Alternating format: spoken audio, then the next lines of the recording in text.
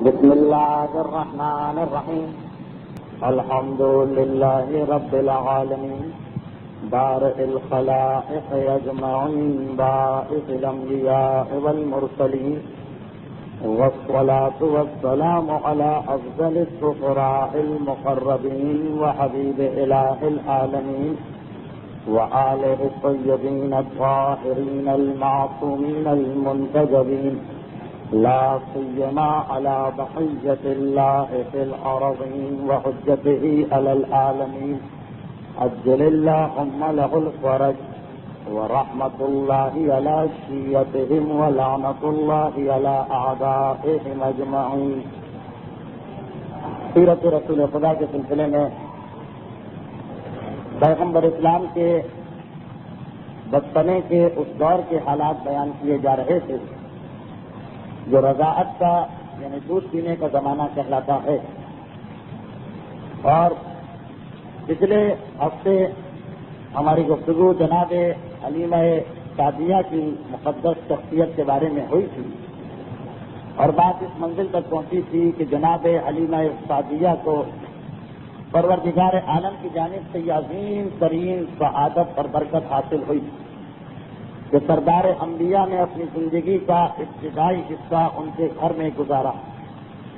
یہ بات پھر ذہن میں رکھیے گا کہ آج جن کی عمر تھی پیغمبر اسلام کی جب پیغمبر اسلام اپنے دادا جناب عبد المطلب کے گھر سے منتقل ہو کر قبیلہ بنو سعد کی جانب چلے جناب حلیمہ سعدیہ کی گود میں ہیں.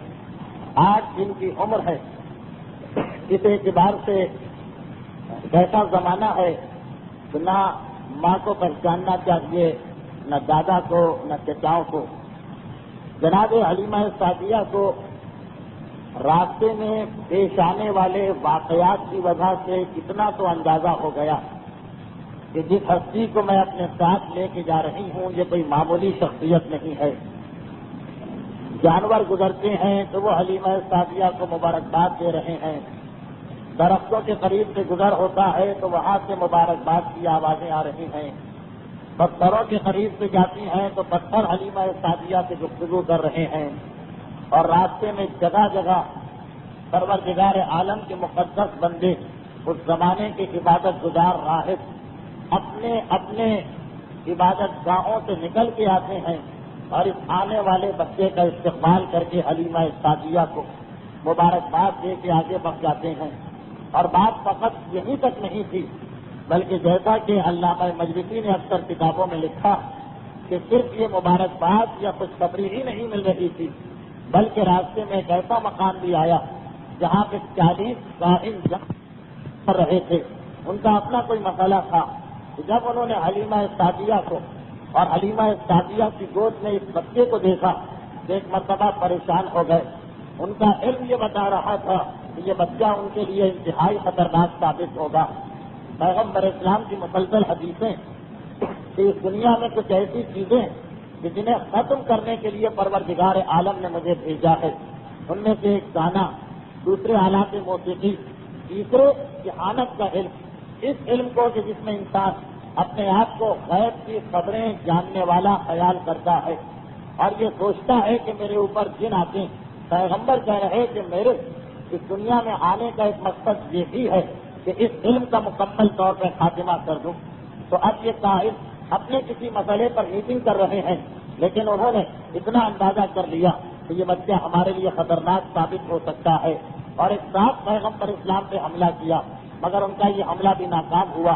بالکل اس انداز سے یہ حملہ ناکام ہوا جس انداز کا حملہ مکے میں ایک مرتبہ یہودی علماء کی جانب سے کیا جانے والا حملہ ناکام ہوا تھا. ایک اتنے زبردست دھماکے کی آواز آئی اور ایک ایسی گرج کی اور بجلی کی کڑک کی آواز آئی کہ یہ سارے کے سارے قائم ڈر کے اس مقام سے فرار اختیار کرتے ہیں. لیکن ان واقعات اور مشاہدات نے حلیمہ سعدیہ کو بتا دیا یہ بچہ جو میری گود میں ہے یہ کوئی عام اور معمولی بچہ نہیں ہے. وہی حلیمہ سعدیہ جو بچے کو لیتے وقت بظاہر بہت پریشان تھی کہ یتیم کا بچہ ہے، کون اس کی جانب سے میری مدد کرے گا، کون مجھے انعام دے گا. لیکن اب ان کا دل گواہی دے رہا ہے کہ اس بچے کو لے کے جا رہی ہے تو گویا ان کے لیے خوش قسمتی اور برکت کا دروازہ کھل رہا ہے. یہاں تک کہ اپنے مکان میں پہنچی, وہاں جا کر سواری کے جانور میں پروردگار عالم کی بارگاہ میں سجدہ کر کے اس پیغمبر اسلام کا جو قصیدہ پڑھا, اس کی وجہ سے حلیمہ سعدیہ کو مکمل یقین ہو چکا ہے. آپ کو یہ بھی یاد ہوگا کہ جب جناب عبد المطلب نے اپنے پوتے کو حلیمہ کے ساتھ بھجوایا تھا تو یہ بھی کہہ دیا تھا کہ اگر تمہیں کچھ عجیب و غریب یا نئی قسم کی باتیں نظر آئیں تو کسی سے اس کا تذکرہ نہ کرنا, کسی سے بیان نہ کرنا, اس لیے کہ اس بچے کے بے شمار دشمن ہیں. اب جناب حلیمہ سعدیہ کے گھر میں یہ بچہ پہنچا. جناب حلیمہ سعدیہ کے لیے تو یہ برکت لے کر ہی آیا تھا.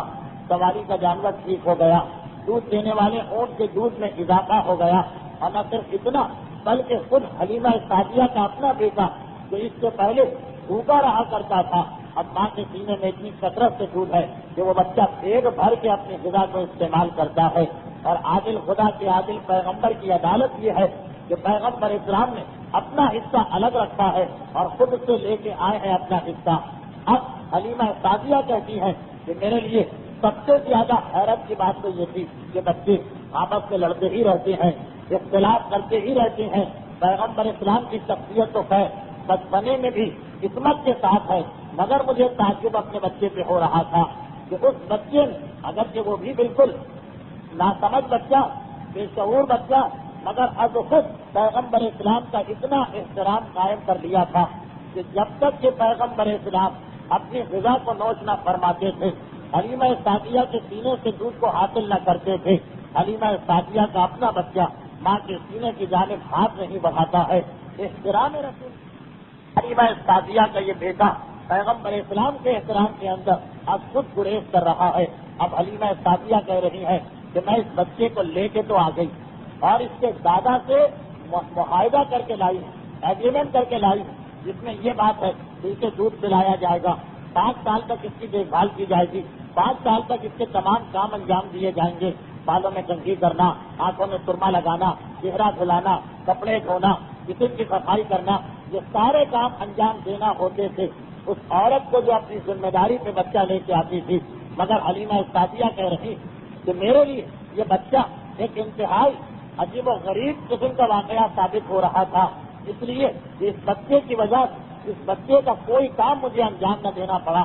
یہاں تک کہ دودھ بھی اس نے حاصل کیا تو اس سینے سے کہ جو سوکھا ہوا تھا اپنی غذا خود لے کے آیا.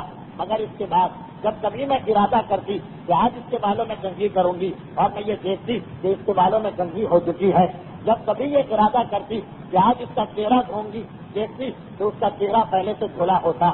جب کبھی یہ ارادہ کرتی کہ آج اس کا لباس بدلنا ہے, لباس پہلے سے بدلا ہوا ہوتا. اور میں حیران ہوا کرتی کہ یہ سارے کام کون انجام دے کے جاتا, کون ہے جس وقت آتا ہے مجھے پتا بھی نہیں چلتا. اور یہ بچہ ایسا لگ رہا ہے کہ جیسے اس کے امور کو, اس کے کاموں کو انجام دینے والا کوئی اور مسئلہ فقط حلیمہ سعدیہ کے گھر تک نہیں. حلیمہ سعدیہ کو تو برکت ملی, 22 جانور تھے, 5 سال کے بعد 1030 بھیڑ بکریاں ہو چکی تھی. حلیمہ سعدیہ کو تو برکت ملی, مگر سارا قبیلہ پیغمبر اسلام سے متاثر ہو رہا.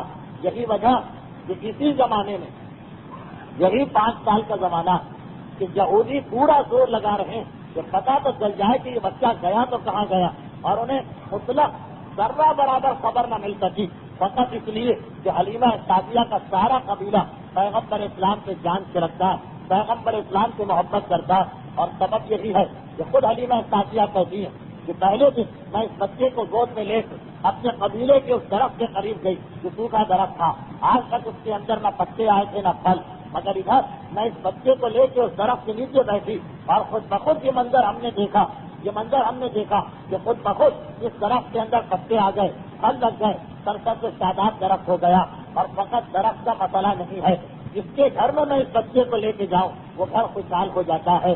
جو اس بچے کے قریب آ جائے اس کی قسمت ہی بدل جایا کرتی ہے. یہاں تک کہ ہمارے قبیلے کی جو سب سے غریب عورت تھی, اتنی غریب عورت تھی کہ اس کا لقب پڑ گیا ام المساکین, سارے مسکینوں کی ماں, یعنی سب سے مسکین, سب سے غریب, سب سے فقیر عورت. صرف ایک مرتبہ وہ میرے گھر میں کچھ مانگنے آئی, میرے پاس تو کچھ نہ تھا, خود یہ قحط کے زمانے میں اس بچے کو لے کے آئی ہے. مگر جب میرے گھر میں ان کو کچھ نہ ملا تو چلتے چلتے ان کی نگاہ بچے پر پڑ گئی، 14ویں رات کے چاند کی مانند جس کا چہرہ چمک رہا، خود بخود وہ ام المساکین آگے بڑھی، پیغمبر اسلام کی پیشانی کو بوسہ دیا، اور ایک ہفتہ نہیں گزرا تھا کہ ہم نے یہ دیکھا کہ وہ ہمارے قبیلے کی مالدار ترین عورتوں میں شمار ہونے لگی ہے۔ اسے احساس بھی تھا، اسے معلوم بھی تھا کہ یہ تبدیلی کس لیے آئی ہے، چنانچہ اب وہ صبح و شام آتی ہے اور اس بچے کے پاؤں کے تلے اپنی آنکھوں سے ملتی ہے، تو اب پورا قبیلہ کسی نہ کسی طرح سے پیغمبر اسلام سے استفادہ کر رہا ہے اور قبیلے کی برکتیں بڑھتی چلی جا رہی ہیں، تو سارا قبیلہ پیغمبر اسلام سے محبت کرنے والا ہے۔ عجیب و غریب باتیں دیکھ رہے ہیں مگر کسی کو نہیں بتا رہے ہیں، جیسا کہ میں نے کہا کہ بات چھپنے والی تو نہیں۔ پیغمبر اسلام درخت کے قریب سے گزرے، اگر سوکھا درخت ہے تو سرسبز و شاداب ہو جائے، سرسبز و شاداب درخت ہے تو اس کے سبزے میں اور اضافہ ہو جائے۔ کسی نہر کے قریب سے گزرے، اگر سوکھی نہر ہے تو پانی جاری ہو جائے، اگر پانی جاری ہے تو پانی کی مقدار بڑھ جائے، جس کے کھیت کے قریب سے گزرے اس کی فصل کئی گنا بڑھ جائے۔ غرض یہ کہ یہ سارے مناظر، اور پھر اس کے ساتھ ساتھ جو سب سے بڑا فائدہ اس قبیلے کو ہوا کہ عربوں میں ایک انسان کی زندگی کا دار و مدار کھیتی باڑی پر نہیں ہے یا تجارت پر ہوتا تھا، وہ تو بڑے بڑے شہروں کے لوگ کر سکتے، یا جانوروں کے چرانے پر۔ جانور ان کی ساری دولت تھی، سونا اور چاندی ان کی نگاہ میں اتنی اہمیت نہیں رکھتا تھا جتنی اہمیت ایک اونٹ کی ان کی نگاہ میں ہوتی تھی۔ اسی لیے عرب کا جو سب سے بڑا محاورہ مانا جاتا تھا، سب سے بڑا محاورہ پیسے کے معاملے میں، وہ یہ نہیں تھا کہ اگر کوئی مجھے سونے کا پہاڑ دے دے یا اگر کوئی مجھے زمین و آسمان کی حکومت دے دے۔ عرب کا سب سے بڑا محاورہ یہ تھا کہ اگر کوئی مجھے 100 سرخ رنگ کے اونٹ دے دے، یہ گویا سب سے بڑی دولت ہے جو کسی انسان کو مل سکتی ہے۔ اب ہر قبیلے کا مسئلہ یہ ہے کہ ان کی ساری زندگی جانوروں کے اوپر، مثلاً اونٹ ہے، اسی کا گوشت کھاتے ہیں، اسی کا دودھ استعمال کرتے ہیں، اسی کے بالوں سے خیمے بناتے ہیں، اور اس کے نہر کے بعد اسی کی کھال کو بستر کے لیے استعمال کرتے ہیں اور لباس کے لیے استعمال کرتے ہیں۔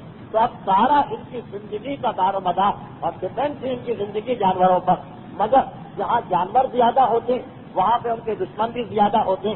چنانچہ عرب کے صحرا میں بھیڑیے بڑی کثرت کے ساتھ تھے، اور ہر قبیلے کا مسئلہ یہ ہوتا تھا کہ اپنے جانوروں کو بھیڑیوں سے کیسے بچایا جائے، بلکہ بعض مقامات پر تو شیر بھی عرب کے صحرا میں پائے گئے ہیں۔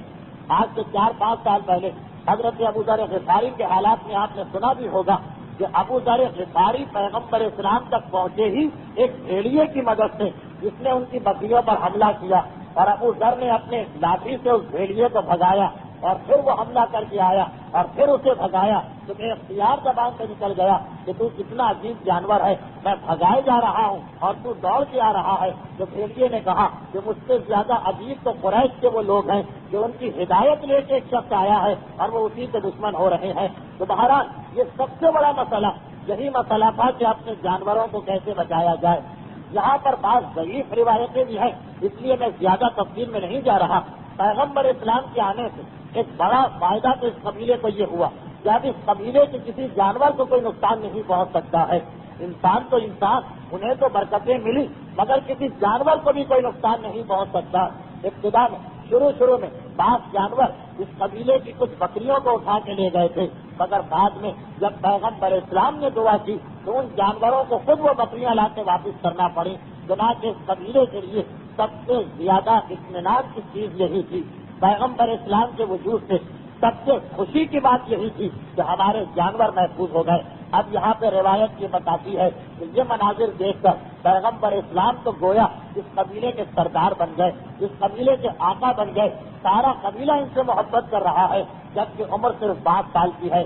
مگر پیغمبر اسلام ایک دن جناب حلیمہ سعدیہ سے شکایت کرتے ہیں، اور پیغمبر کی یہ شکایت بتا رہی کہ اسلام کیا چیز ہے، ہم نے اسلام کو کتنا بدل دیا، مگر خود اسلام کیا چیز ہے۔ پیغمبر شکایت کر رہے ہیں اپنی ماں حلیمہ سعدیہ سے، کیونکہ دودھ کے رشتے سے بھی، دودھ کے ذریعے بھی وہ سارے رشتے قائم ہوتے ہیں جو خون کے ذریعے قائم ہوتے ہیں، اس لیے حلیمہ سعدیہ ان کی ماں، پیغمبر اسلام کی ماں قرار پاتی۔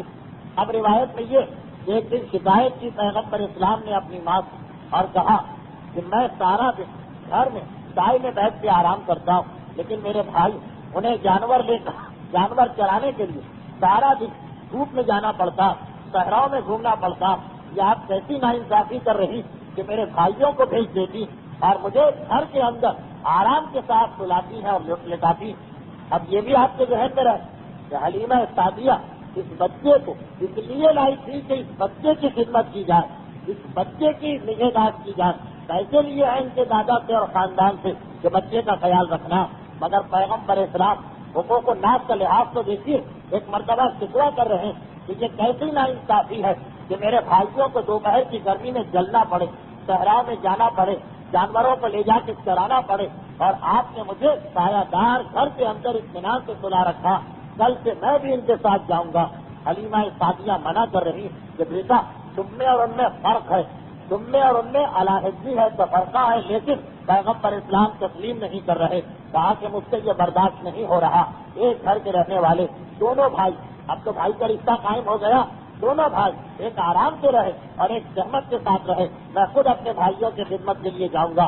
اندازہ کریں کہ اللہ کے رسول کتنا حق بتا رہے ہیں ایسی منزل پر جہاں اسلام نے واجب بھی نہیں کیا، پیغمبر اسلام نے واجب نہیں کیا، ایک عام مومن پر واجب نہیں تھا کہ ایسے موقع پہ جا کے مدد کرتا، مگر پیغمبر نے بتایا کہ رشتے داری کا بھی ایک حق ہوتا ہے، پڑوس کا بھی ایک حق ہوتا ہے، جن کے ساتھ کچھ عرصے کے لیے جا کر رہو ان کا بھی ایک حق ہوتا ہے۔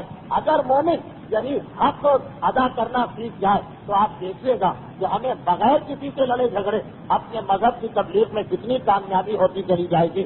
یہ تو پیغمبر کا ایک واقعہ آپ نے سنا، اب ایک واقعہ میں موضوع سے ہٹ کر، سیرت رسول سے ہٹ کر، مگر مقصد رسول کے مطابق سنا دوں تاکہ آپ کے ذہن میں معصوم کی اس حدیث کا مطلب آ جائے کہ جب صادق آل محمد امام جعفر صادق علیہ الصلوۃ والسلام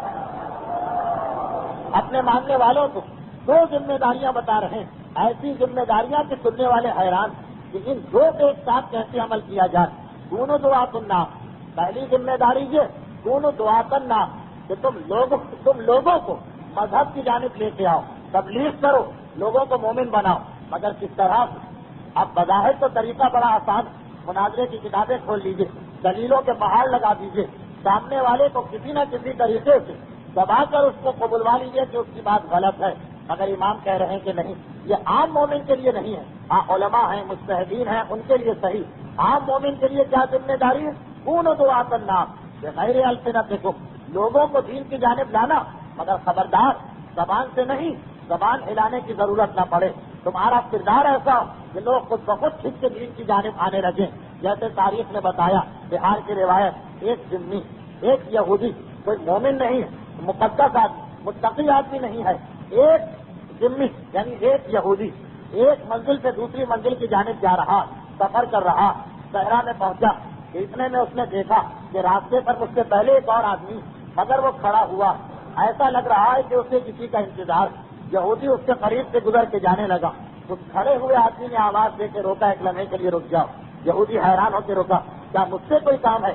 کہا کہ تم کہاں جا رہے ہو؟ جواب دیا کہ میں فلاں گاؤں کی جانب جا رہا ہوں۔ اب وہ جو پہلے سے کھڑا ہے جس مسلمان ہے، وہ مسلمان کہتا کہ میں بھی اسی راستے پہ چل رہا ہوں، مجھے کوفہ جانا، کوفہ اور تیرے گاؤں دونوں کا راستہ ایک ہی ساتھ، صرف بالکل کوفے کے قریب جا کے دو رہا ہوتا، الگ الگ راستے ہو جاتے ہیں، ایک سے دو بھلے، کیا میں تمہارے ساتھ چل سکتا ہوں؟ یہودی کو کیا اعتراض تھا، دونوں ساتھ ہو گئے۔ ایک مرتبہ چلتے چلتے وہ منزل آ گئی، وہ مقام آ گیا جہاں سے راستے جدا ہو رہے ہیں۔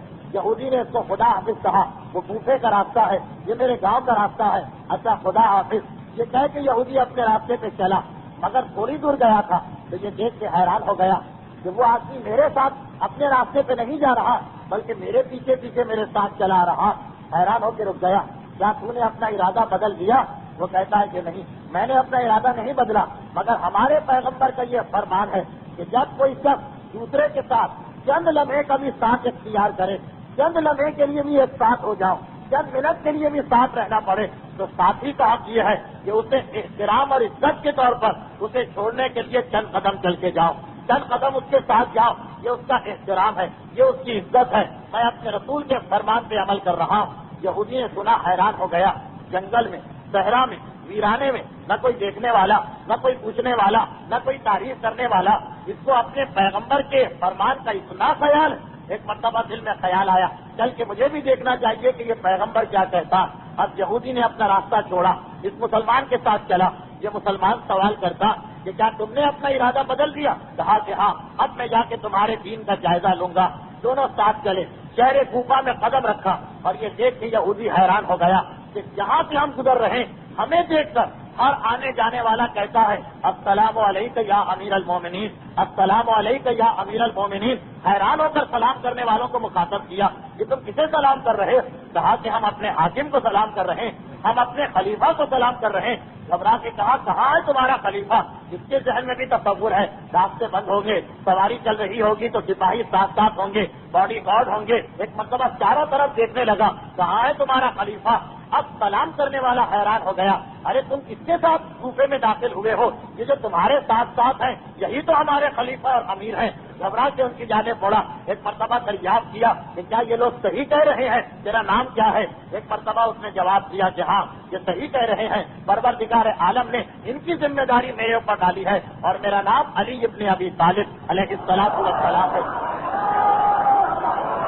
اب روایت میں یہ کہ بس اتنا سننا تھا، بے اختیار کہتا کہ اب مجھے تحقیق کرنے کی ضرورت بھی نہیں ہے۔ جس اسلام میں ایک حاکم کے اخلاق کی یہ منزل و کیفیت ہو، اس اسلام کے غلط ہونے میں اس اسلام کو کوئی غلط سمجھ ہی نہیں سکتا ہے۔ ایمان لایا اور ایسا ایمان لایا کہ 3 سال کے بعد صفین کے میدان میں مولا کائنات کا ساتھ اختیار کیا اور دشمنوں سے لڑتا ہوا شہید ہو گیا۔ یہی معصوم نے کہا کہ اپنے کردار کے ذریعے سے تمہیں دین کو پھیلانا ہے، تو پیغمبر اسلام نے فقط ہمیں حکم نہیں دیا، خود بھی بتایا کہ دیکھو یہ میرے خونی رشتے دار نہیں ہیں، میری ان کے بارے میں کوئی ذمہ داری نہیں ہے، فقط 1 مہینہ مجھے ان کے درمیان رہتے ہوئے ہوا ہے، مگر یہ 1 مہینہ بھی اگر ہے تو 1 مہینے کے ساتھ کا حق یہ ہے کہ میں ان کی مصیبتوں میں ان کے ساتھ رہوں، میں ان کی خدمتوں میں ان کے ساتھ رہوں۔ سوچنے کی بات ہے جو پیغمبر 1 مہینے کے ساتھ کا اتنا احترام کر رہا ہے وہ اس مومن کو بھلا کیسے معاف کر سکتا ہے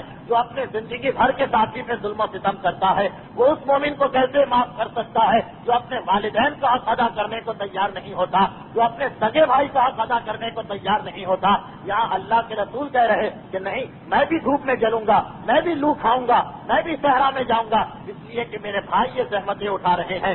حلیمہ سعدیہ نے منع کرنا چاہا کیونکہ مسئلہ یہ ہے کہ فقط حلیمہ کے گھر کی بات نہیں ہے، اب تو سارے قبیلے کی عزت کا معاملہ ہے، سارا قبیلہ احترام کرتا ہے۔ اگر لوگوں نے پلٹ کے حلیمہ سے پوچھ لیا کہ حلیمہ جو سارے قبیلے کے لیے برکت لے کے آیا اور تم اسے اپنے گھر کے کام کے لیے بھیج رہی ہو، تو حلیمہ کیا جواب دیں؟ مگر پیغمبر نے اتنا اصرار کیا کہ حلیمہ سعدیہ مجبور ہو گئی، اور اگلے دن سے پیغمبر اسلام نے جو یہاں پہ آقا کی حیثیت سے آئے تھے مگر برابر کے ساتھی کے طریقے سے ان بھائیوں کے ساتھ جانا شروع کیا۔ اب تاریخ یہ بتاتی ہے کہ اس دوران بہت سی عجیب و غریب واقعات بھی پیش آئے، مگر یہ محسوس کرتے ہوئے کہ وقت بہت تیزی سے نکلا جا رہا، کچھ باتوں کو مجھے نظر انداز کرنا پڑے گا۔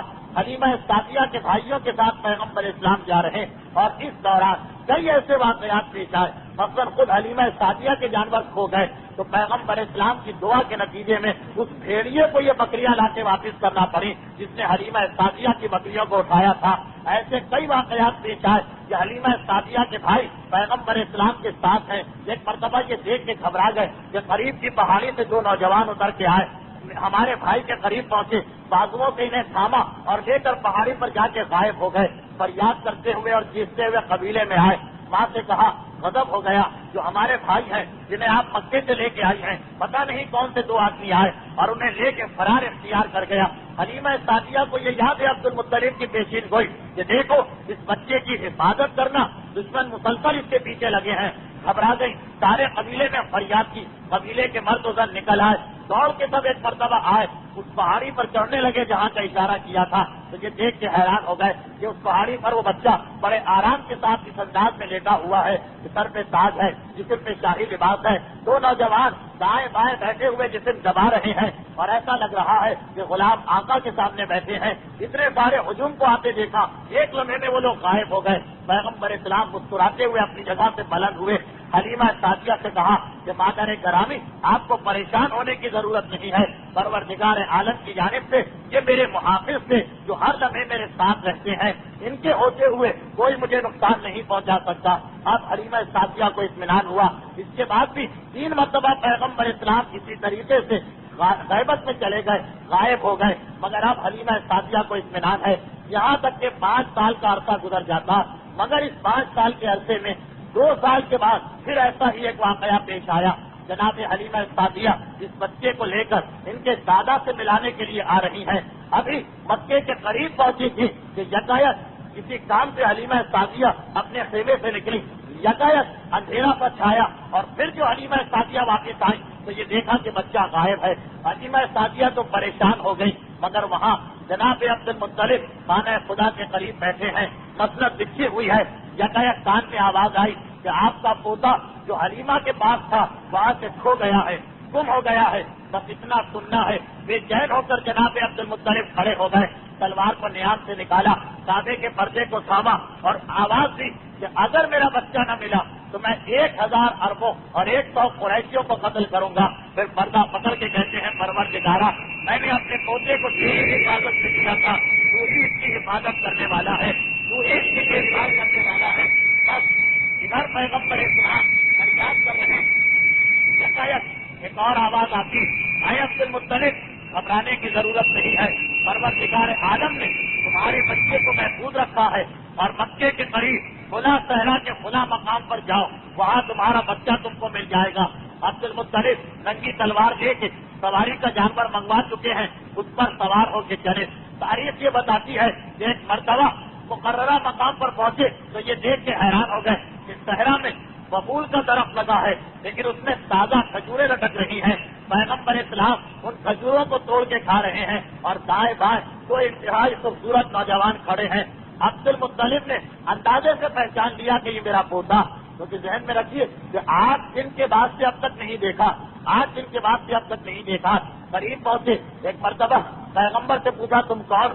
پیغمبر کو پہچانتے مگر ساتھ آنے والوں کو بتانا. پیغمبر نے پورا شجرا بتا دیا، میں محمد ابن عبداللہ ابن عبد المطلب ابن ہاشم ہوں. یہاں تک کہ حضرت آدم تک اپنا پورا شجرا بتایا.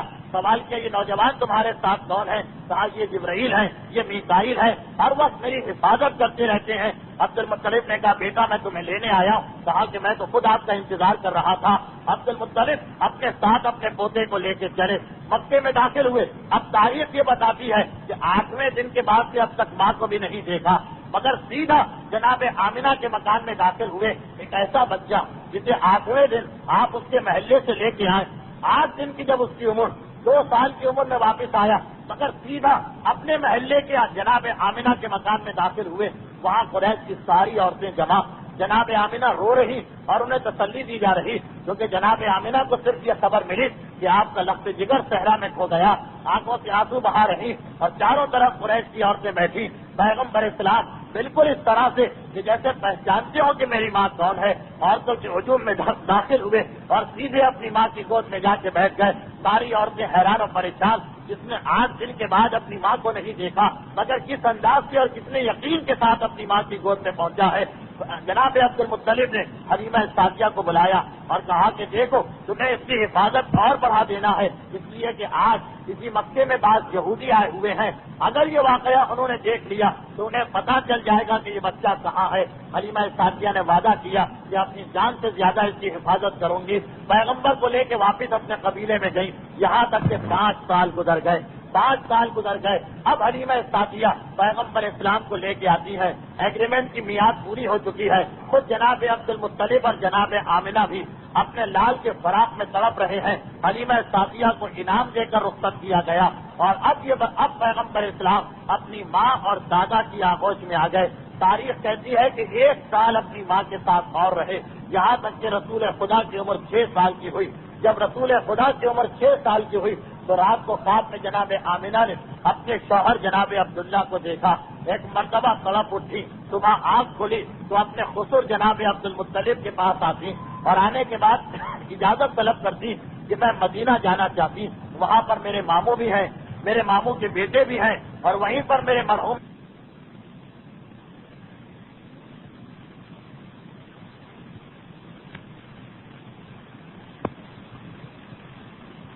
اور حضرت عبداللہ کی ایک کنیز ام ایمن کو لے کے چلی.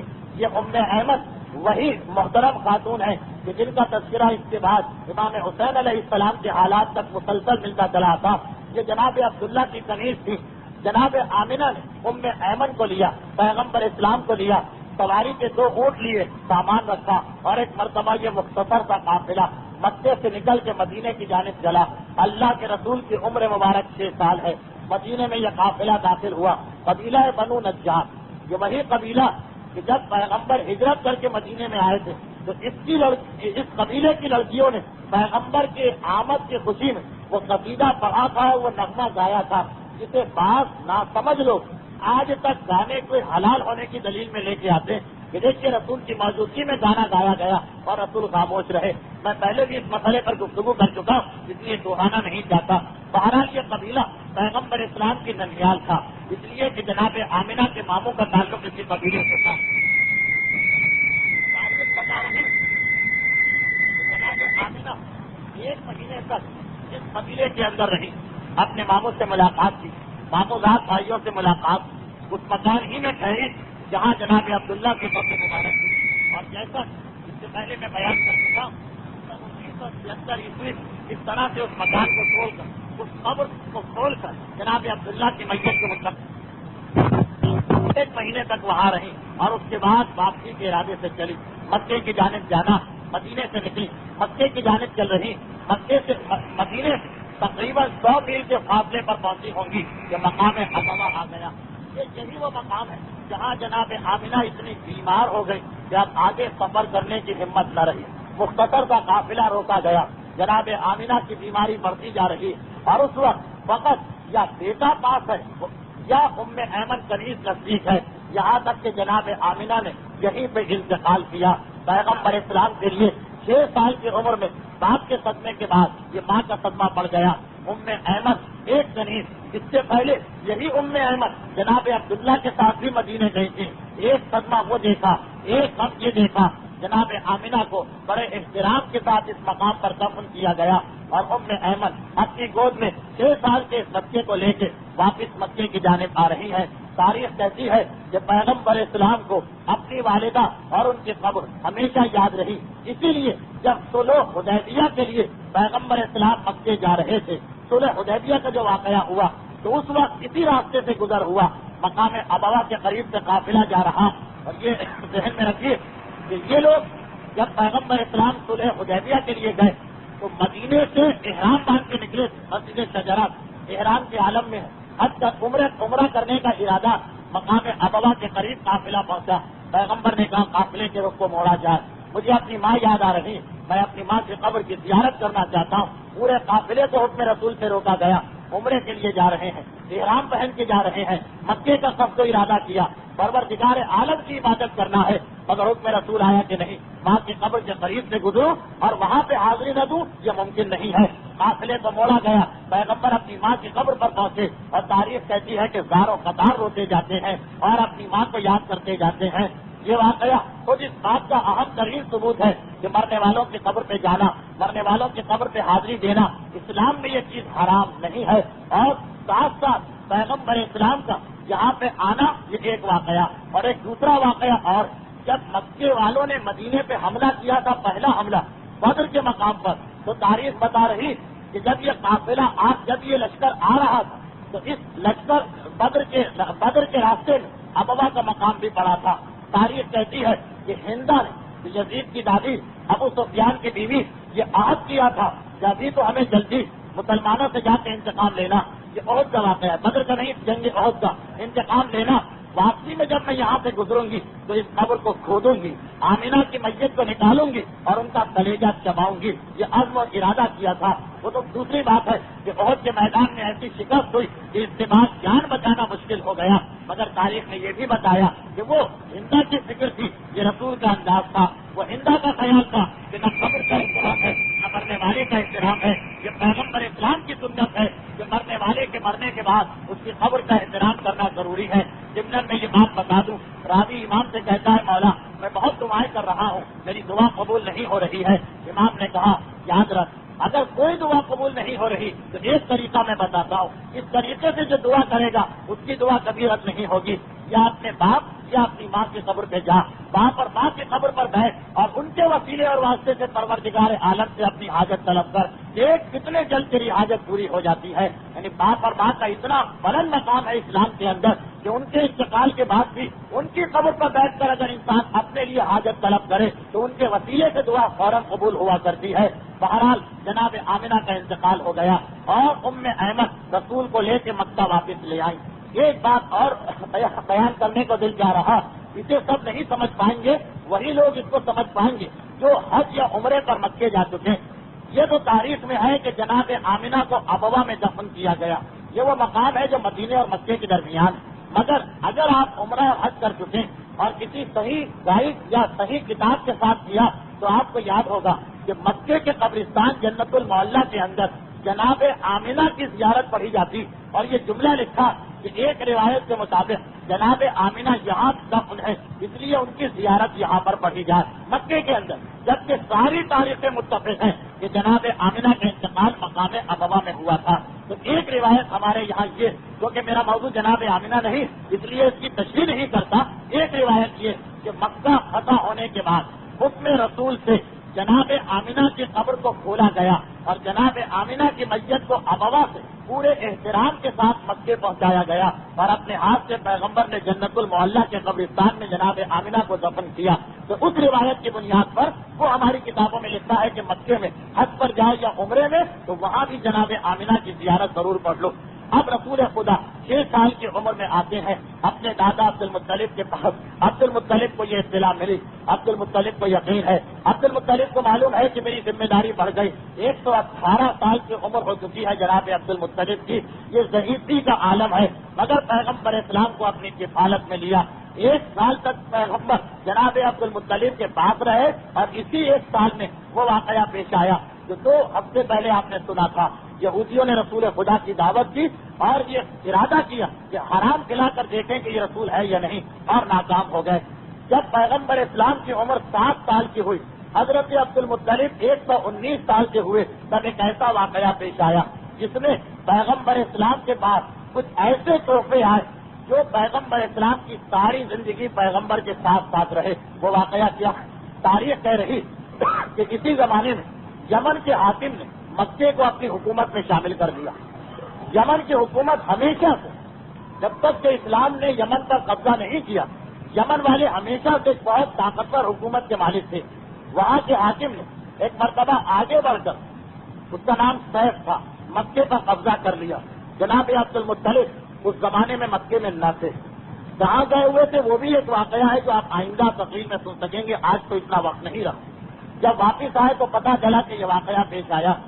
مکے والوں کی سلامتی عبد المطلب اپنی ذمہ داری سمجھتے ہیں، کہا کہ میں خود حاکم یمن سے جا کے بات کروں گا اور اسے بتاؤں گا کہ یہ خدا کا محترم شہر، یہاں والوں پر نہ کوئی ٹیکس لگایا جائے نہ کوئی ظلم کیا جائے۔ اپنے ایک مختصر سے وقت کو تیار کیا، چند اور مکے والوں کو لیا اور مکے سے یمن چلے۔ جناب عبد المطلب کی عادت میں یہ شامل تھا کہ جب کبھی کہیں جاتے تھے تو رسول خدا کو اپنے ساتھ لے کے نہیں جاتے، فقط اس لیے کہ مکہ میرا شہر، یہاں پہ ہم حفاظت کر سکتے ہیں، مکے کے باہر اگر کوئی حملہ ہو جائے خدا نخواستہ تو حفاظت ممکن نہیں۔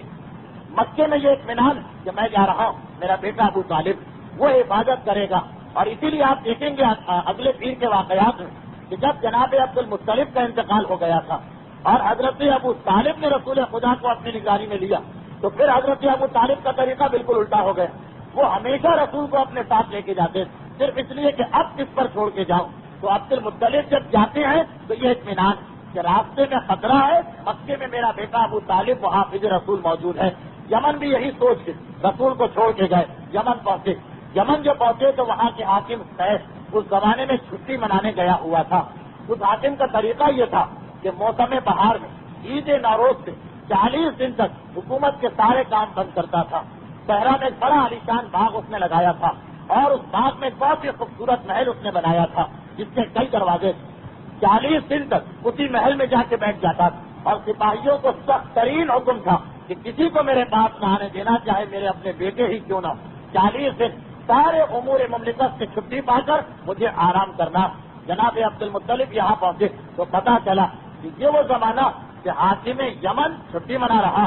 جناب عبد المطلب پریشان، مجھے مکہ بھی جانا، وہاں کے معاملات بھی دیکھنا، 40 دن تو یہاں نہیں رہا جا سکتا، اور اس کے بعد پتا نہیں حاکم کتنے دن اور روک لے۔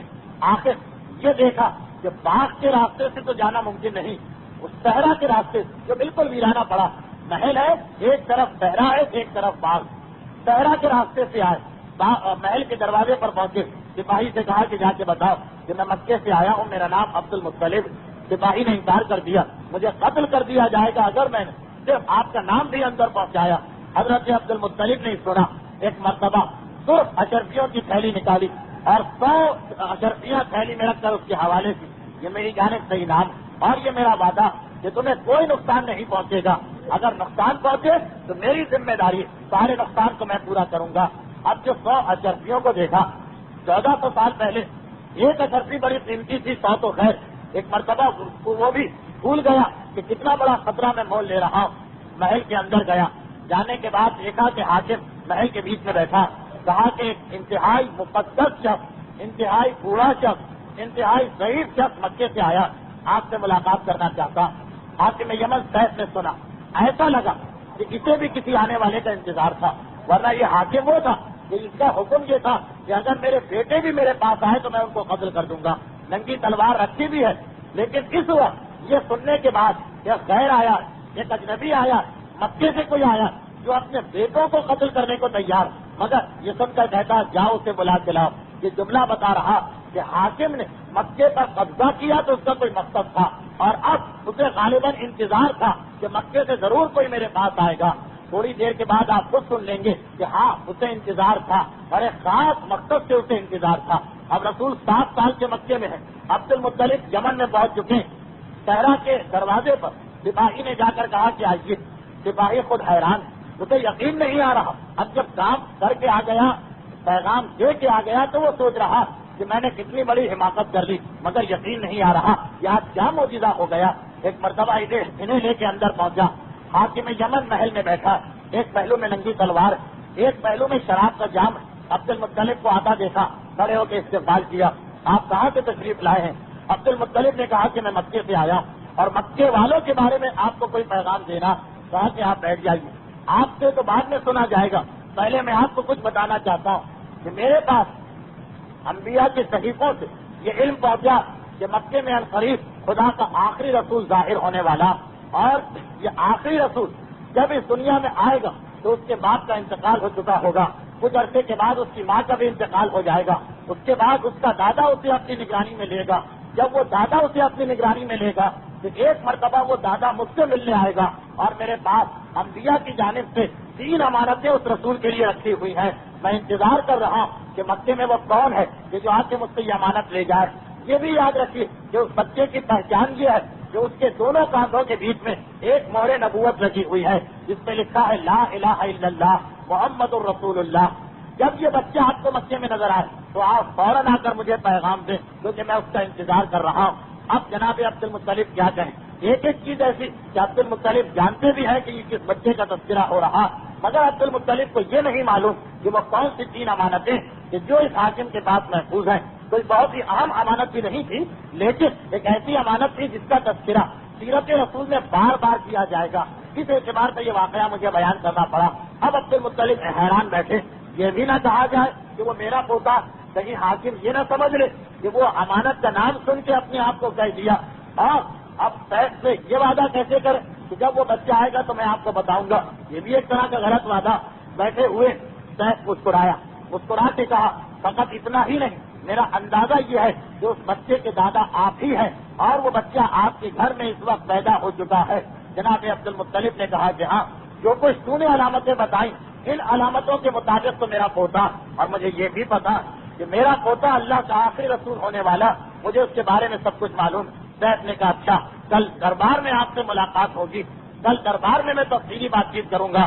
روایت یہ کہ جب گلے ملے یہ دونوں تو حضرت عبد المطلب نے دیکھا کہ سیف کے سروں میں کچھ سفید بال ہیں، کچھ سیاہ بال ہیں، رخصت ہو کے باہر آ گئے، اور یمن میں جس کو یہ اطلاع ملی سب نے ایک مرتبہ حیرت کے مارے دانتوں میں انگلیاں دبا لی۔ یہ کیسے ممکن کہ ان دنوں میں کوئی آدمی جائے اور زندہ واپس آ جائے؟ اور اس سے زیادہ حیرت اگلے دن کہ 40 دن تک وہ شہر سے کٹ جاتا تھا حاکم، مگر محل سے نکل آیا، اگلے دن دربار سجانے کا حکم دیا، اور دربار میں باقاعدہ مکے کے وفد کو شاہی مہمان کی حیثیت سے بلایا۔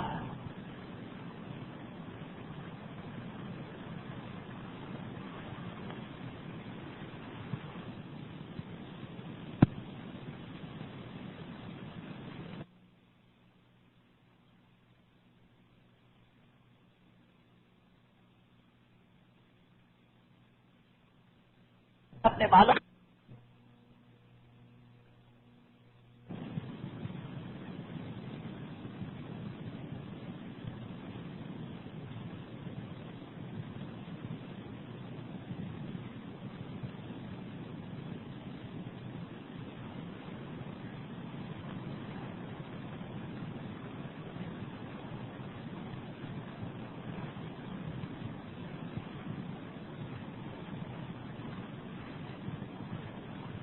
کیا، اپنے پہلو میں بٹھایا، پھر دیکھا کہ عبد المطلب حیران ہے. سوال کیا کہ تم حیران کیوں؟ کہا کہ کل مجھے آپ کے کچھ سفید بال نظر آ رہے تھے، آج سارے بال سیاہ ہیں. عبد المطلب کا یہ سوال سن کے اس سیف نے کہا کہ میں نے اپنے بالوں میں خضاب لگایا. امام کی ایک حدیث کہ سیف پہلا آدمی ہے اس دنیا کا جس نے اپنے بالوں میں خضاب لگایا، تو اس کے بعد اسلام کی سنت قرار پائی. اسلام میں یہ امر خود ایک سنت قرار پایا.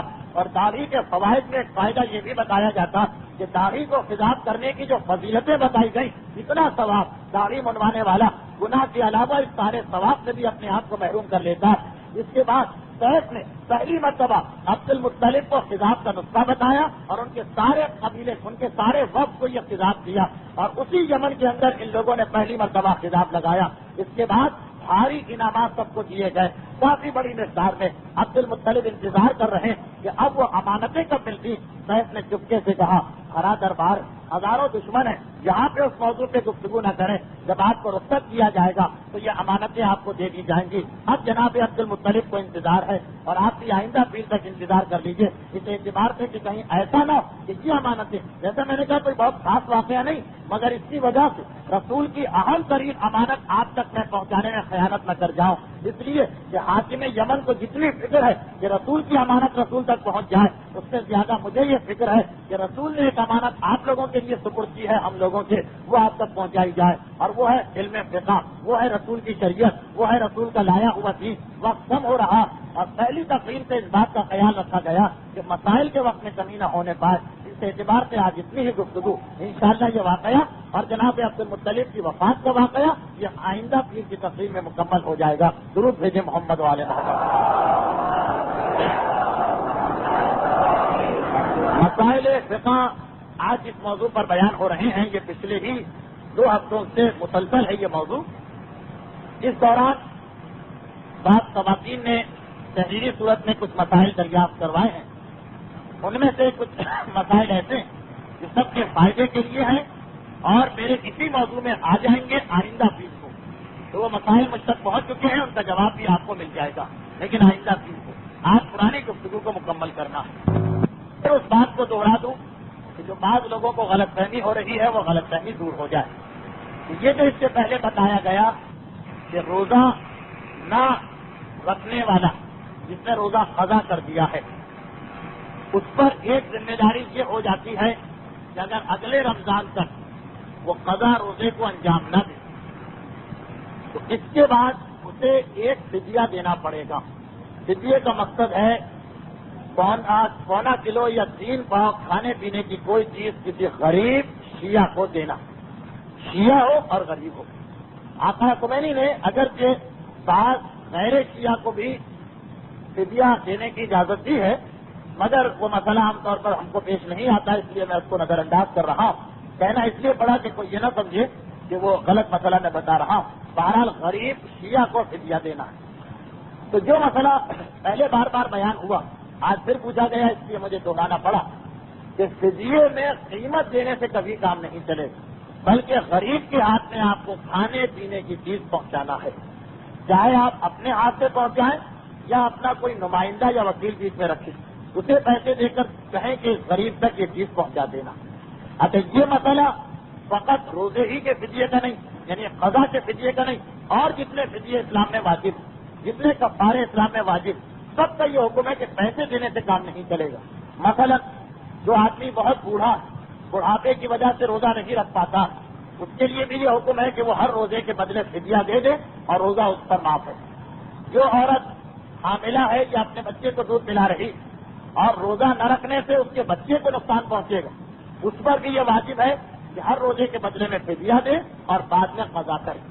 البتہ ایک فرق ہے مسئلے، اگر ایک عورت حاملہ یا اپنے بچے کو دودھ پلا رہی روزہ رکھنے سے اسے نقصان پہنچ رہا ہے، اس صورت میں فدیہ واجب نہیں ہے، فدیہ معاف ہے، فقط بعد میں ٹھیک ہونے کے بعد روزہ رکھنا۔ اور اگر حاملہ یا دودھ پلانے والی عورت کو روزہ رکھنے سے خود کو نقصان نہیں ہوگا، بچے کو نقصان ہوگا تو ابھی روزہ معاف ہے، بعد میں قضا کرنا ہے، مگر ساتھ ساتھ فدیہ دینا پڑے گا۔ اپنے نقصان میں فدیہ معاف ہے، بچے کا اگر نقصان ہے تو فدیہ دینا ہے۔ تو اس میں بھی یہی مسئلہ کہ ہم پیسے نہیں دے سکتے ہیں، کھانے پینے کی چیز غریب کو دینا، چاہے براہ راست دیں اور چاہے کسی وکیل کے ذریعے، کسی آدمی کے ذریعے بھجوا دیں۔ یہی مسئلہ قسم توڑنے کے کفارے کا ہے، وہاں بھی یہی مسئلہ ہے کہ اگر کوئی آدمی قسم رکھے، قسم کھائے اور پھر قسم پوری نہ کرے تو قسم توڑنے کا کفارہ واجب ہے۔ وہ کیا کفارہ ہے کہ یا تو ایک غلام کو آزاد کرو، یا 10 غریبوں کو کھانا کھلاؤ، یا 10 غریبوں کو کپڑے پہناؤ۔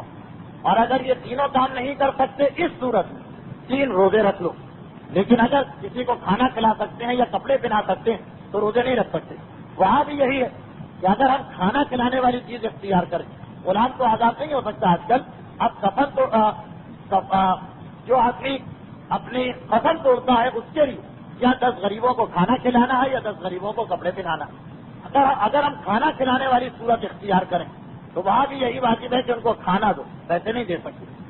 یہی مسئلہ رمضان کے روزے چھوڑنے والے کا کہ رمضان میں جو آدمی روزے قضا کرتا ہے یا تو مجبوری سے روزے قضا کر رہا، بیمار آدمی ہے، حاملہ عورت ہے، دودھ پلانے والی عورت ہے، مسافر ہے، عورت حیض و نفاس میں ہے، یہ تو مجبوری ہو گئی، اس میں تو کوئی گناہ نہیں ہے بعد میں قضا رکھنا۔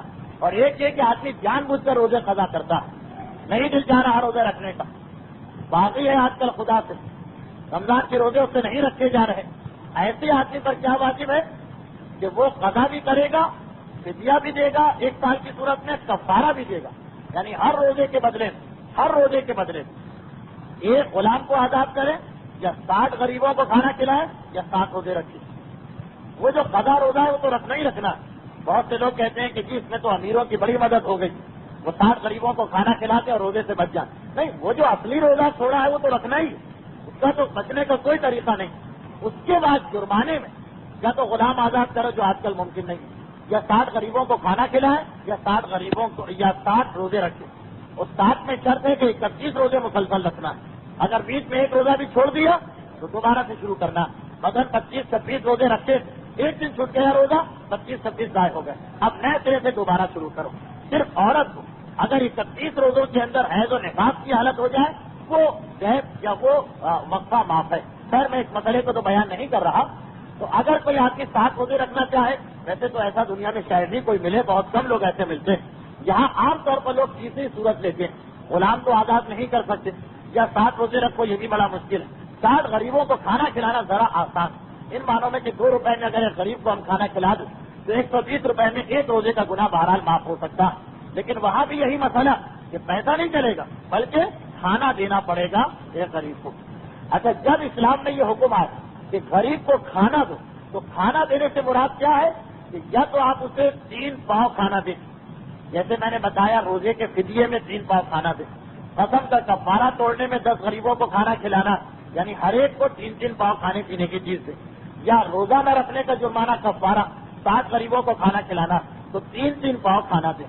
جب آ جائے کہ غریب کو کھانا کھلاؤ تو اس سے مراد ہے 3 پاؤ کھانا دیں، یا آپ اسے کھانا دیں، یا دوسرا طریقہ اور ہو سکتا کہ اپنے گھر میں یا کہیں بھی اس کو کھانا کھلائیں۔ کھانا کھلانے میں یہ ہے کہ کوئی مقدار نہیں ہے کہ اتنے پاؤ کھلاؤ، پیٹ بھر کے اسے کھلاؤ، اتنا کھلاؤ کہ وہ کہے کہ اب میرا پیٹ بھر گیا۔ اگر آدھے پاؤ میں یا 1 پاؤ میں اس کا پیٹ بھر گیا تو بس آپ کی ذمہ داری ختم۔ تو جہاں کہیں کیونکہ وقت کم ہوتا ہے، مسئلے زیادہ ہوتے، علماء بھی تفصیلات بیان کرنا مناسب نہیں سمجھتے، ابھی جو آپ مسئلے کفارے کے سن رہے ہیں اس میں جہاں کہیں یہ سنیں کہ غریب کو کھانا کھلانا، اس کے اندر آپ کو 2 اختیار، یا تو اسے لے جا کر کھانا دے کہ تم کھاؤ تمہاری مرضی، اس صورت میں تو 3 پاؤ چیز دینا پڑے گی، یا اس کو آپ کھانا پکا کے کھلائیں، اپنے پاس سے کھلائیں، اس صورت میں اتنا کھلا دیں کہ اس کا پیٹ بھر جائے، بس چاہے آدھے پاؤ میں پیٹ بھر گیا آپ کا فدیہ پورا ہو گیا، کفارے میں 1 آدمی کا کھانا آپ نے کھلا دیا۔ لیکن یہ خیال رکھنا ہے کہ یہ بالغ ہو، بچے نہ ہو۔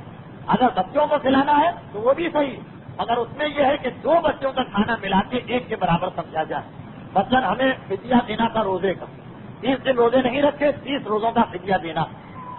اب یا تو ہم 3 پاؤ کے حساب سے 30 تھیلیاں بنائیں کھانے کی اور لے جا کے کسی غریب کو دے دیں، یا دوسرا طریقہ یہ ہے کہ ایک غریب کو لے 30 دن تک اسے کھانا کھلائیں، اب جتنے میں اس کا پیٹ بھر جائے۔ یا تیسرا طریقہ یہ ہے کہ ہم بچوں کو جمع کر لیں، غریب بچوں کو، اور ہر 2 بچے کو 1 کے برابر سمجھے، یعنی 60 بچوں کو کھانا کھلائیں تو وہ 30 دن کا فدیہ بنے گا، 30 دن کا کفارہ اتر جائے گا۔ خیر، جو چیز میں سمجھانا چاہ رہا تھا وہ یہ مسئلہ کہ کفارہ ہو چاہے روزہ توڑنے کا، چاہے قسم توڑنے کا، چاہے منت توڑنے کا، اور چاہے روزہ نہ رکھنے کا، ہر صورت میں کھانا کھلاؤ یا کھانا دو غریب کو، پیسے دینے سے کام نہیں چلے گا۔ لیکن یہ تو ہمارا مسئلہ جو ہم دینا چاہتے ہیں۔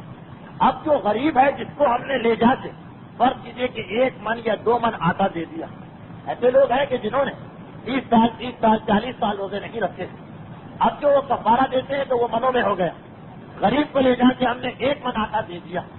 اب یہ غریب جو ہے اس کا مسئلہ کہ وہ غریب آدمی اس آٹے کا کیا کرے؟ کیا اس کے لیے لازم ہے کہ اس آٹے کو کھانے میں استعمال کرے؟ جی نہیں، شریعت نے دینے والے کو پابند کیا ہے کہ تمہیں کھانے پینے کی چیز دینا، لینے والے کو اجازت دی ہے کہ جب تم نے یہ چیز لے لی یہ تمہاری ہوگی، خود کھاؤ، دوسروں کو بانٹ دو، کہ اب بازار میں جا کے بیچ دو، اور اس سے جو پیسے ملے ان پیسوں کو کسی اور کام میں استعمال کرو۔ تو لینے والے کو لینے کا حکم، لینے کے بعد یہ اس کی چیز ہوگی۔ اب یہ حکم نہیں ہے کہ کھانے ہی میں استعمال کرو، بلکہ وہ اس کو کہیں بھی استعمال کر سکتا ہے۔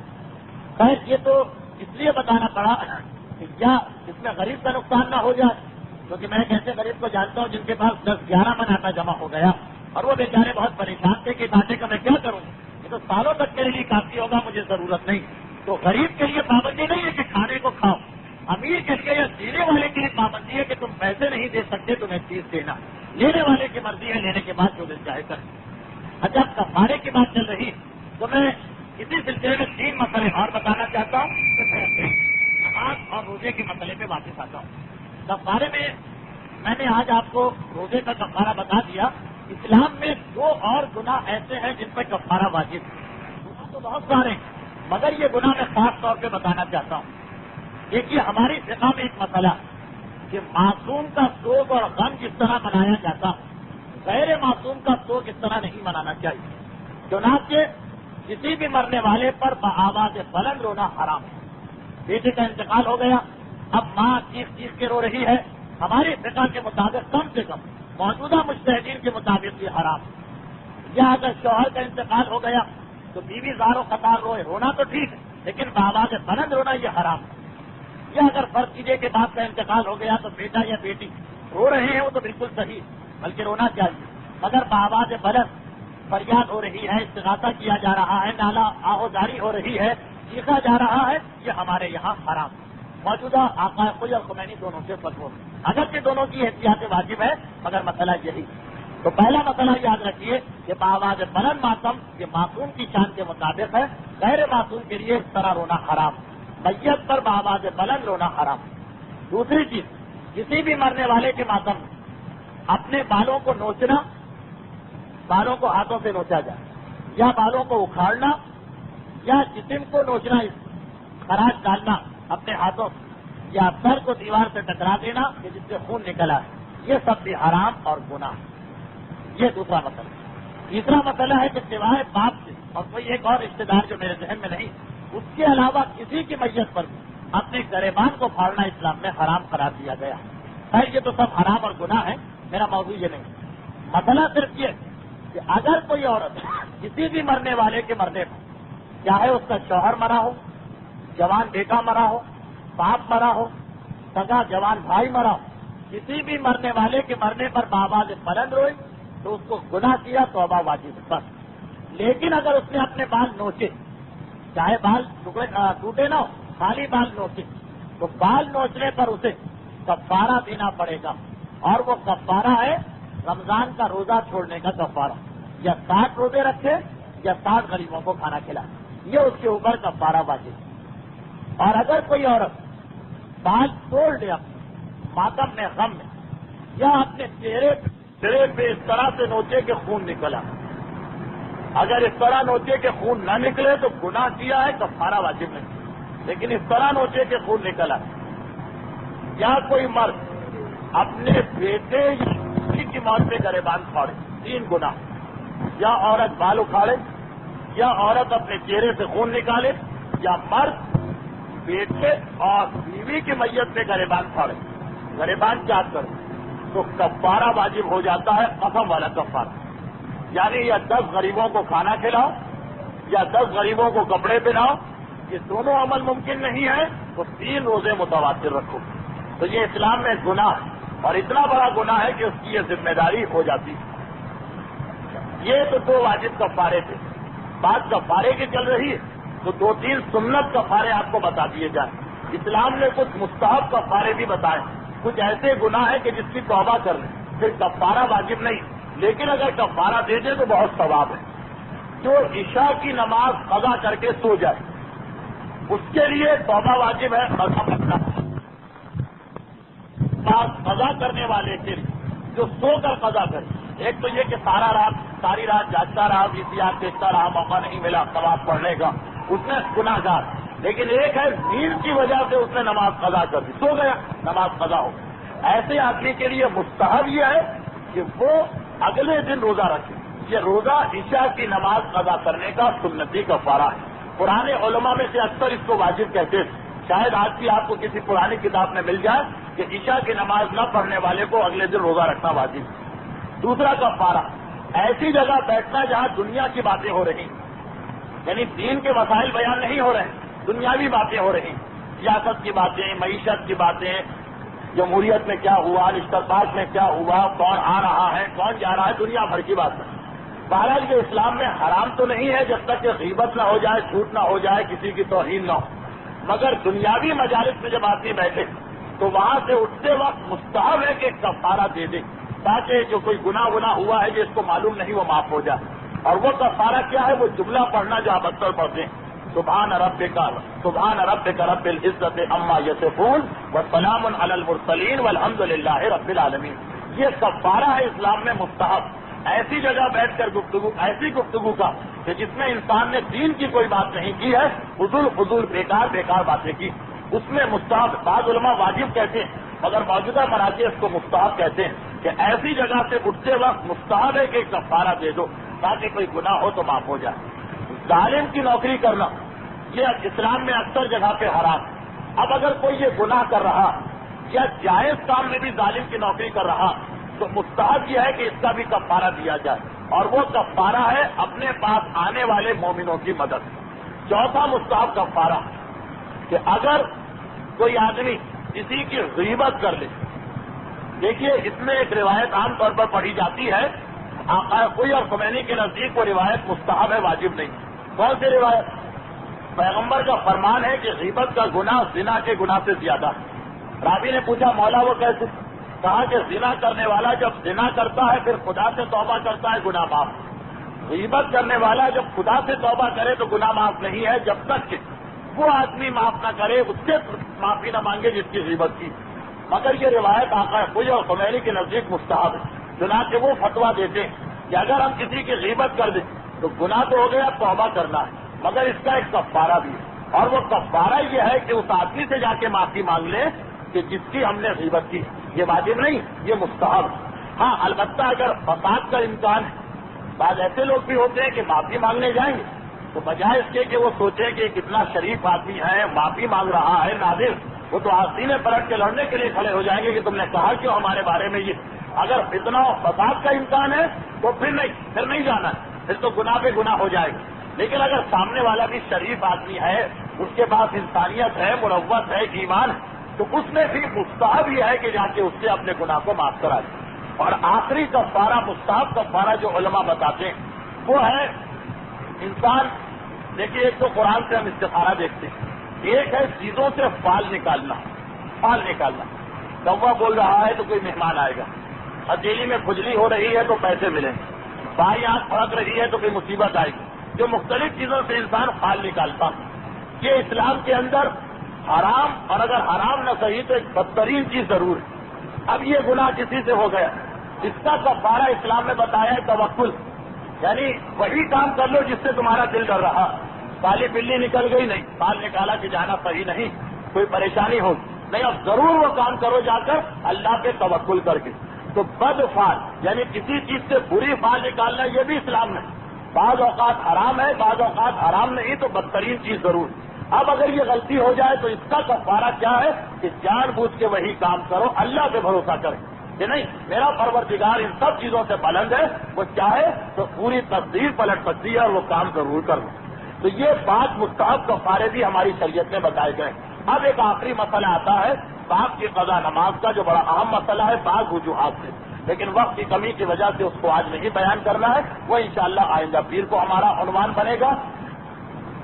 ایک سورہ فاتحہ کی التماس ہے تمام مرحوم مومنین و مومنات، خصوصاً غلام حسین کے ایصال ثواب کے لیے.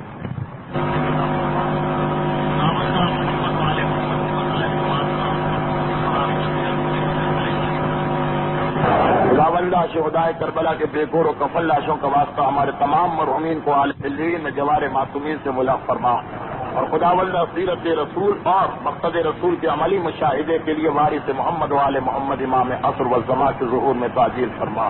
ربنا تقبل منا انک انت السمیع العلیم